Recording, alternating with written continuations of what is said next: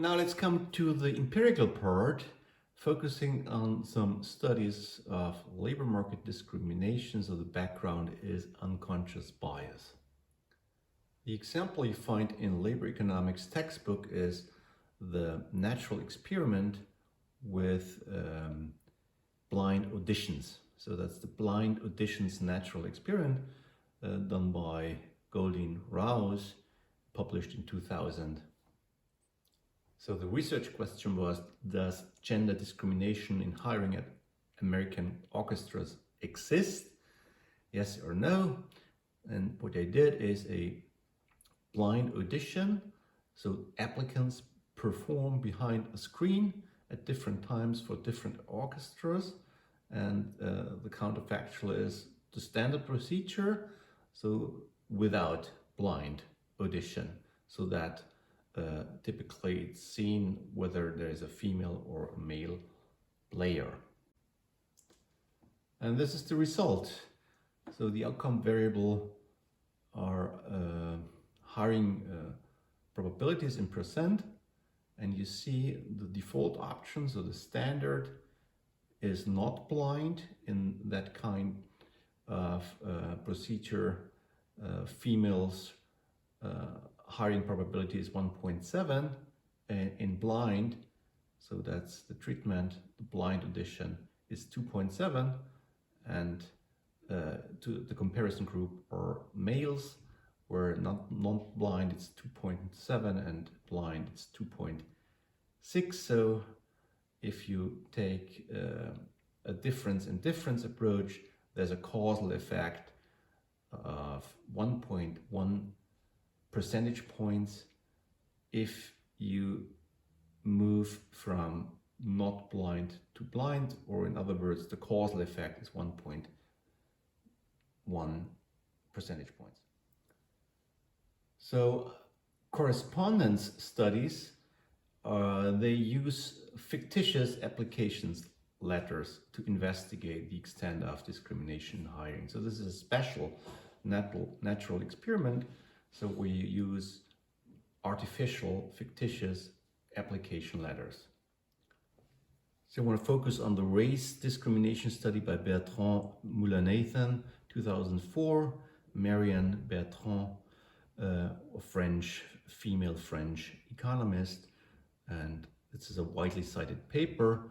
I summarized here in the lecture slides, which are also available on Elias for those who want to go through all the slides. So the paper is, are Emily and Greg more employable than Lakeisha and Jamal? A field experiment on labor market discrimination. So the observation is that African Americans are more likely to be unemployed than their white counterparts. And the research question is that do employers favor white applicants over African Americans applicants, because there's a kind of unconscious bias due to the name, right? So they want to find out if the name matters. So how did they select Emily and Greg?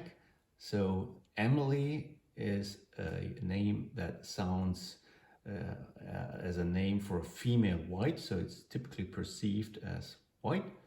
And Greg is a name which is typically perceived with a 1%, 100% probability as a name for a white male. So that's what they did for white and females and males, and the same procedure has been done for African American females, so that ended up in Lakeisha as a name that sounds like a name for a black female, and Jamal here for a African American male. So they also could have picked Charmaine, even a higher probability. So they have two main treatments. On the one hand, white versus African American sounding names, and on the other hand, high quality and low quality resumes. So resumes were sent to ads, so job vacancies, right? They were publicly available, and so they sent resumes high and low quality with different sounding names. This took place in 2001, 2002, so quite a while ago, in Boston and Chicago, or reacting on 1,300 employment ads in local newspapers, and they sent about 5,000 resumes. And the main outcome variable is the number of callbacks for interviews. So it's not that some people are employed, that's not the outcome variable, it's the callback for interviews. And the main result is that the percent callback for white names is 9.65. The percent callback for African American names is 6.45. So that's a ratio of 1.5. So a ratio that is highly significant.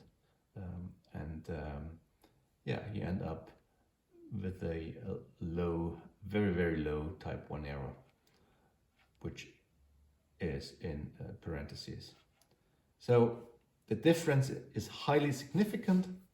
So what they see, there is a 50% gap in callbacks, right? So 50% difference. So the difference measured in percentage points translated into percent means a 50% difference in callback.